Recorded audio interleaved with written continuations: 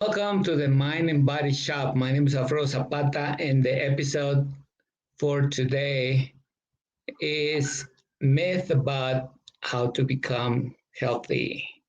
And that's something that a lot of you have heard before, and I think it's something that, to me, when I hear people talking about being healthy, becoming healthy, it's kind of a topic that a lot of people talk, but everybody has a different opinions, and it's like everybody who lives in this earth had different opinions, even though with the science and the different information, like medical and different type of research about the body and how the body works and everything. There is different things, and throughout the years, it's been a very kind of abstract term of what it means uh, to be healthy or how to become healthy, actually, because taking action to become to be healthy is kind of like growing up, people uh, say to the children, well, you got to eat your vegetables, you got to eat good, drink your water, so you can be healthy. But healthy, what is healthy? And we talked last time about some of the things that happen inside of our body, the microbiome and the levels of stress, that sometimes we live with stress and people think is normal. And I think we're missing the ball in terms of some of the basics. And today on this episode, we're going to talk about the myth about how to become healthy, because there's a lot of things, like I said, and people get confused sometimes because what they read, what they hear, what they see is no a cookie cutter. Like everybody can take that. Like when you go to the department store and you say, "I want a shirt," and then you say, "Well, this is not my size," but the size in the label says one size fits all. And in this case, about health, about being healthy, it has to do with a lot of things. Your ethnic background, your height, your weight, where you're at in the world. If you're from Scandinavian, if you're from Asia, if you're from Latin America, from any walk of life that you are in, health is going to be determined by different factors, but also what you believe is healthy. And I think for people, and especially growing up in some places, they will say to the kids, "Well, you gotta eat good because you wanna gain weight, you wanna be strong." And some of the kids, and I heard it before growing up, and they say, "Well, the grandma or the parents, well, you're too skinny. You need to eat more so you can be healthy and not to be uh, sick when the cold comes or when you get sick." And I think it's very difficult to grasp it. Like even now with the information of depending of your body type and everything, you need to eat 3 meals a day. You need to, da, da, da. But still, we need to clarify. And here at the Mind and Body Shop, I'm giving you specifics and very practical examples and tips that you can really put into practice in your own body, and obviously identify with a particular standards, so you can see if you're really healthy. Last time I I mentioned I have this stress test that you can have free. You just have to send me an email to alfredoscoaching@gmail.com, so you can get this one and answer the questions, and you can see on the screen the chart from 1 to 10 and the different colors. They show what actually means to be healthy and what level you're in. And I think that really helps a lot, because it's not my opinion, is what the science is, what this chart give you, just a blueprint, or just to have a food to become healthy and know what to do. Because sometimes, like I said, you feel okay, you don't have any aches or pains, and you think you're healthy. But we're going to talk about some of the myth that people believe so strongly, even now in 2021, that that's what it means to be healthy, or that's what you need to do to be healthy, and it's not, because you're gonna see the difference. And just imagine the if that was true, why so many people are with different illnesses. And we're not talking about what happened last year. There was a big shutdown on people's lives and activities and health and everything. But I'm talking about in general. Like if nothing happened last year and everything was quote unquote normal, if this myth makes sense once we clarify what's really happening in the body and what is really the science behind of this myth, if it's true or not. And one of the first one is bad to drink less than 8 glasses of water.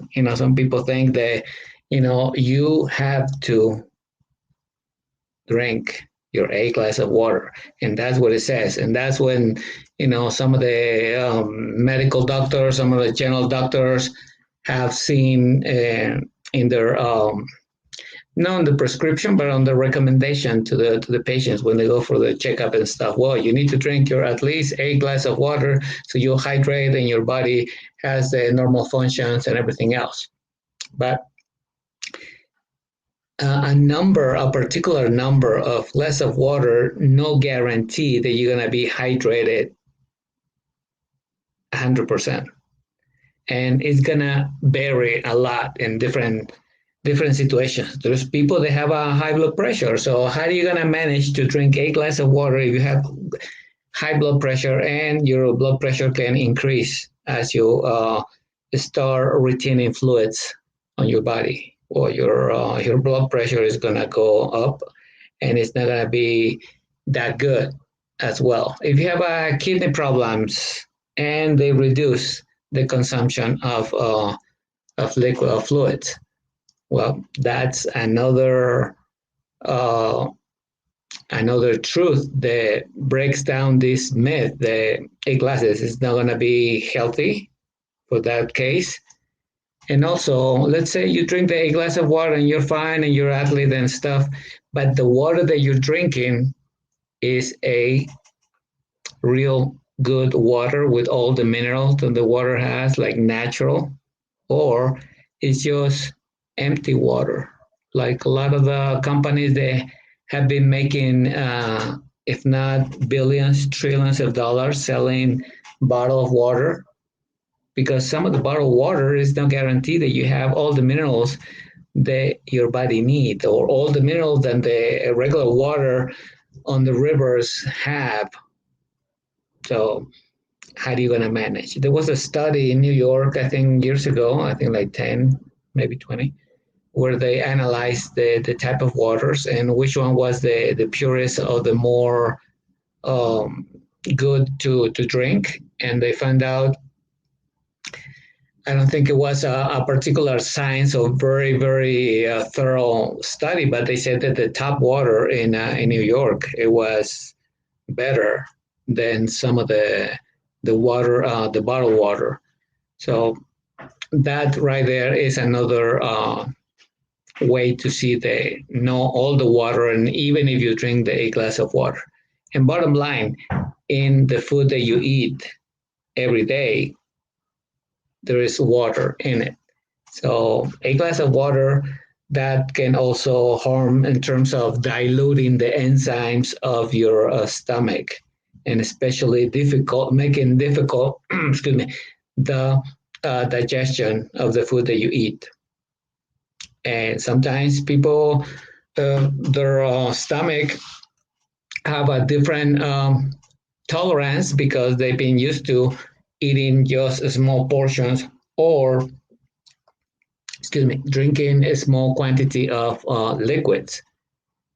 And if you start pouring glass of water like if it was no tomorrow, because you have to have the 8 glass of water, that will put you in not a good sense of. And then if you drink those 8 glass of water, or if you drink the glass of water, like for example, after a meal, and then you have a dance class, or you have a aerobic class, or you go work out, and that water you haven't processed in your body because you have the food, you have a coffee that you drank before, some of the other fluids, and your stomach is full. What's gonna happen with that water? It's gonna be just juggling inside your in your stomach, and it's gonna make you feel uncomfortable, maybe even throw up. It happens in many cases, and some of the places where I train people, sometimes drinking too much water or having a meal plus water and then doing some physical activity can cause stomach ache also. So take a look at how you're consuming the water, because just because those myth of you gotta drink a glass of water is true, not necessarily. And also check out the type of water that you're drinking. You know, the artesian wells, the natural sources of water are the ones that have better quality and also better pH on the water than regular random bottled water or filter water. Like some of the filter waters are actually pretty good, but you gotta test yourself and little by little basing how you consuming the liquids. If you haven't drinking much and then you start introducing water, start drinking it little by little. Like for example, when you wake up in the morning, you drink a small glass of water because you've been, without any liquid throughout the sleep, or even after dinner, you ate at 9 o'clock and then you don't drink any water until 10 a.m. of the next day. You're a bit dehydrated, plus you don't have any food, and your body needs that hydration to have the normal process of, absorption and all the nutrients processes. So that's one of those myths. And also the other one is all fats are bad. No, no, all those fats are bad. And sometimes people say, no, don't eat fat. If you want to lose weight, if you want to be healthy, don't eat fat. Fat is bad. So don't take it. So that's also another myth, because how do you know if it's good fat, if it's bad fat? Well, the monounsaturated fat are good versus polyunsaturated fat, which is all the palm oil, all the oils that are processed already. If it's not cold pressed, like the olive oil or the coconut oil, or even the oil from some of the nutrients like the avocado, like the coconut, like in some of the meats, like especially the omega-3 from salmon and other nutrients. You have a choice, and also you can see the difference right there. So if the label of what you're consuming in terms of oil has more ingredients than what it actually the oil says on the label, most likely is going to be a polyunsaturated fat. So that's fat that is not going to be helpful for you and can harm also. Plus, if you have a high cholesterol, if you have a hypertension, then you need to check with your doctor, but also what you're consuming. Because even when you go and you say, well, I just want to eat grilled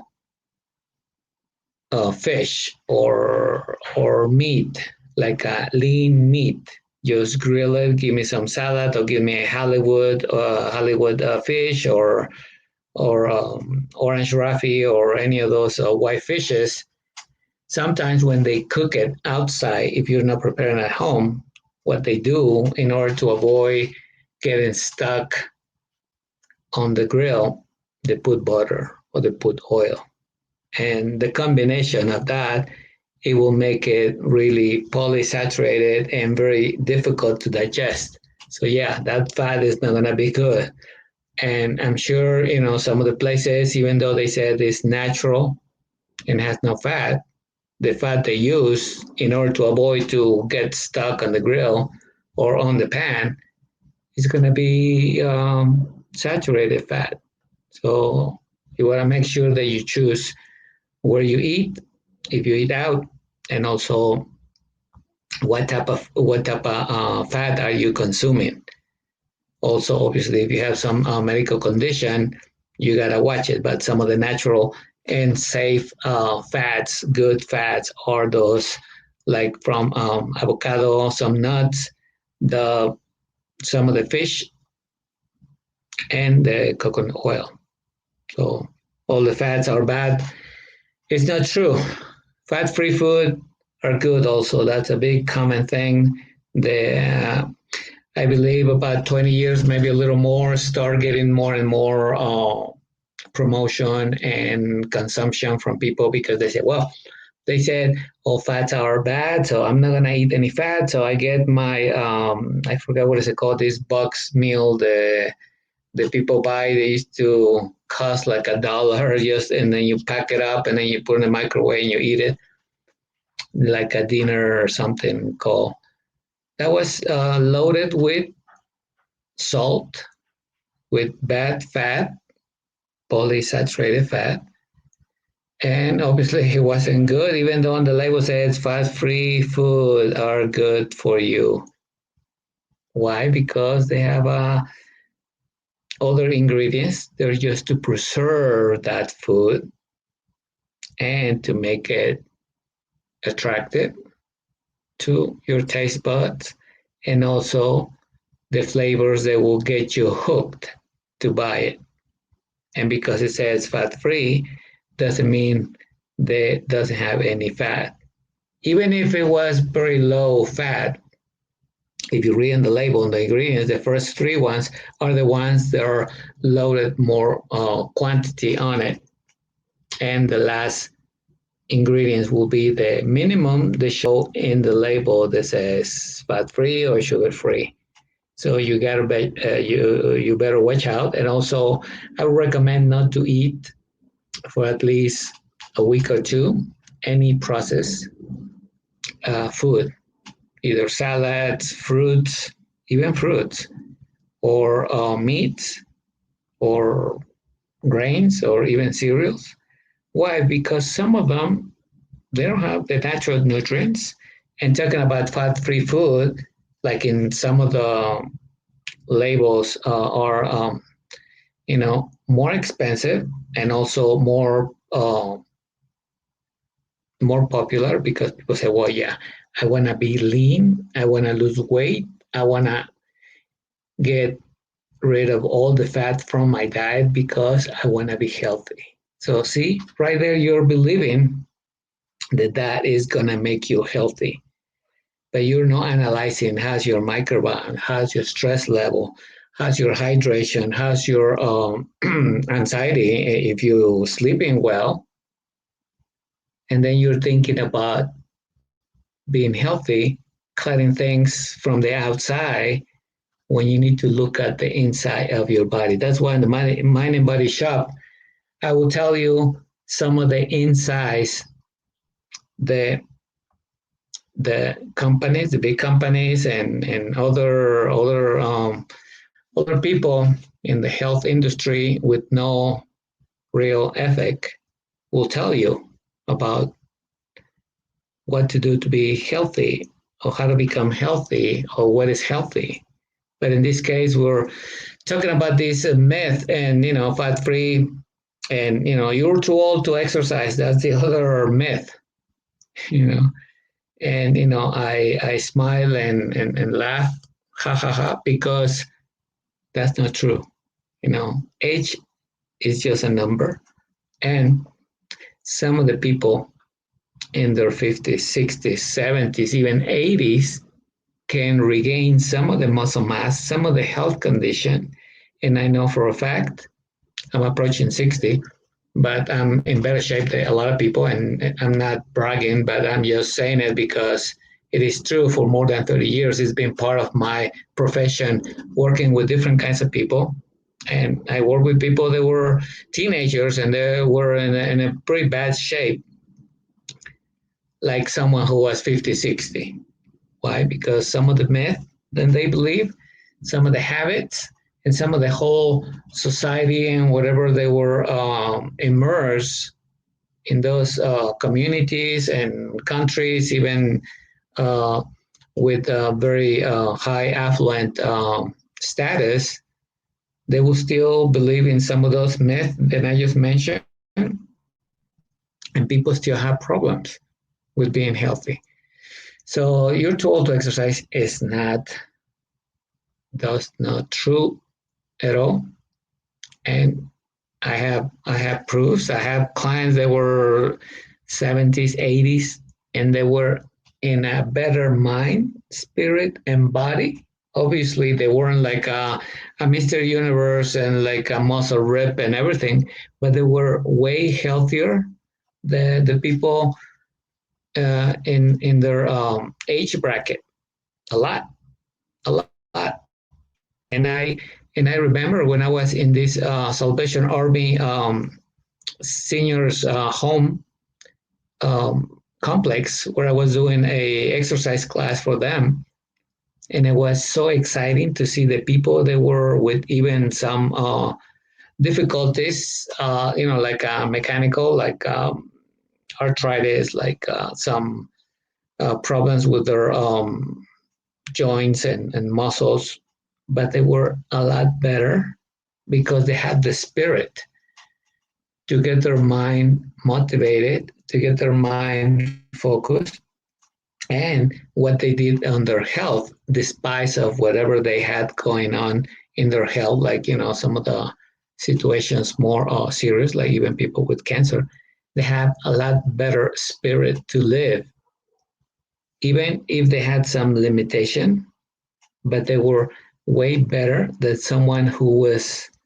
quote unquote healthy in their age, because some of them they were like so angry, so totally negative about stuff, even about their own health. But these other people and many people in the world and people that I work with, totally different mindset and health. There is a big example of this good friend of mine. He lives in Los Angeles, pretty close to the beach.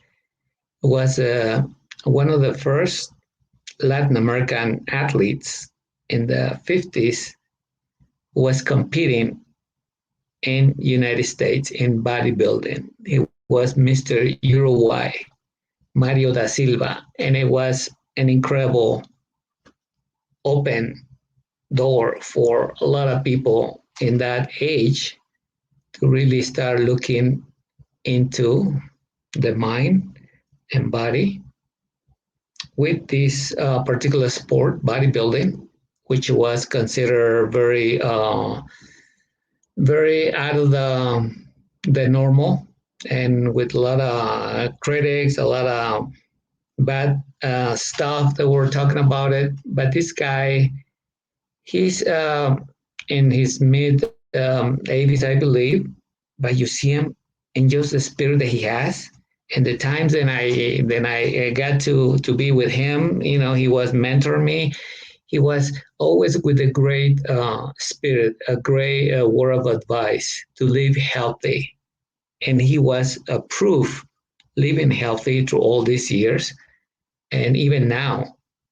And that's amazing. So right there, it breaks because that's an international and a high level person who took his health, mind, and body, and not to show it to everybody, but to be happy with himself.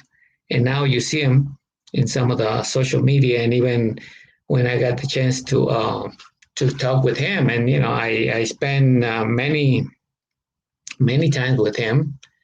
Actually known for more than 20 years, and that's a big example right there. Besides the other clients that I had, 70s, 60s, they had so much energy, and even some of the competitive people that I was fortunate to help. So too old to exercise, obviously not true. As long as you're alive, you can make a lot of things happen, and that's a fact. and have proof. And also, once you start doing it, once you get motivated with your mind here and you start moving your body, you're going to notice the difference. Obviously, you're going to do it step by step and you're going to start reaping those benefits when you start feeling how your body reacts. Okay, so that's one of them. And the other one is walking will help you lose weight. Walking could be nice for distraction, for feeling the air running through your nose, even if you have a mask or something. But it's gonna be less effort. Excuse me, in terms of burning calories and helping your body to lose that unwanted weight, or even if you're retaining water, even if you have some extra fat on your body, because walking is gonna be burning just a small amount of calories, like probably 200 calories at the most for 30 minutes walk, even if it is a brisk walk for some people. And they say, well, I walk for an hour and then I do yoga and then I eat healthy. I don't eat meat. I'm a vegan. But you're looking at the body composition and maybe they're slim, but they don't have muscle tone. They don't have the stamina, even though they might feel lighter. And I'm not saying that because walking is bad or because yoga is bad, but I'm saying the amount of work in the muscles of the body, because everybody has a certain amount of muscles. And if those muscles are not healthy, the walking, it's not going to be flexing much the abs. It's not going to be flexing much the arms, the chest, because you're moving your legs and you're not even flexing them. You're moving your feet, and then the leg is helping you to do the leverage to do the step. So analyzing it and counting calories just for the sake of numbers right there is going to be very low effort. Besides, if you're not eating healthy, besides if you're not resting well, the walking is not really gonna give you the answer. You may sweat a lot, but sweating is losing water, losing some minerals, but doesn't guarantee that your body fat is gonna reduce, because that's part of what you're looking when you want to become healthy and lose weight. You want to lose body fat. You want to keep your muscles, because the muscles give you tone and protect your structure, your bone structure. If you don't have enough muscle, even if you're slim, any movement, any sudden movement or any effort that you realize that you can do, it's going to put a lot of pressure on the joints, on the ligaments, on your bone structure, because you don't have enough muscle to sustain it. So what's going to happen? You're going to be more susceptible to get an injury, and an injury to recover with someone who has a low muscle mass and has tendonitis or has a bursitis or some type of injury on ligaments and tendons. They take longer to heal. So muscles, depending on your ethnic background, are essential, and you gotta nourish those muscles in the right way in order to burn those calories. The muscle is like the furnace, and what you put into the muscle is the glycogen, is the energy for those muscles to pump, to work, to be in motion, burn those calories, and shed the unwanted weight. It could be a little water, it could be some fat, it could be the tone of the muscle, then it's helping you to look better. And obviously, the weight is not going to be relevant necessarily if your body fat and your muscle tone are not changing. That's just bottom line. And I've seen it with regular people, with teenagers, with kids, pre-adolescent, with seniors, with high performance athletes, with executives, with anybody. And some people they say, yeah, Alfredo, but well, what if you have some intolerance to some nutrients, or what if you don't have legs? What if you're paraplegic or something? In each category, you can still make improvements if you follow those standards.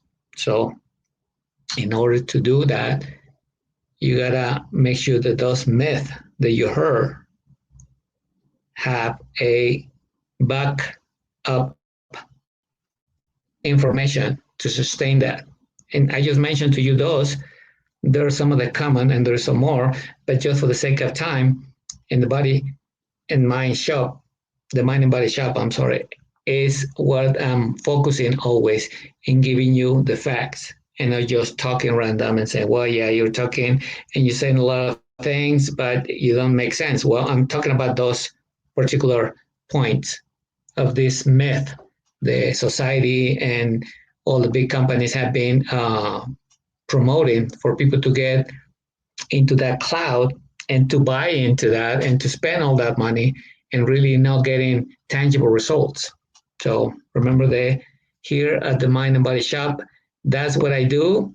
And some people might don't like it, but I don't care because I'm following the right things, and the right thing is always the right thing to do.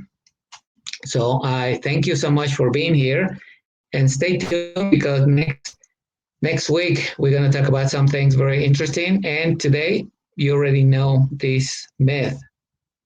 They're not what it seems to be real, but something for you to think about it. And don't forget, if you want to really check how's your health status, send me an email to alfredoscoaching@gmail.com, and I will gladly send you this test, and you can see the score where you are. And then from there, you can decide what to do. If you want to do online coaching with me, or if you want to take some step further, maybe check with your doctor if you see that you have something that you need to take care of and you haven't. So this is the time. So stay tuned and have a wonderful day. See you later.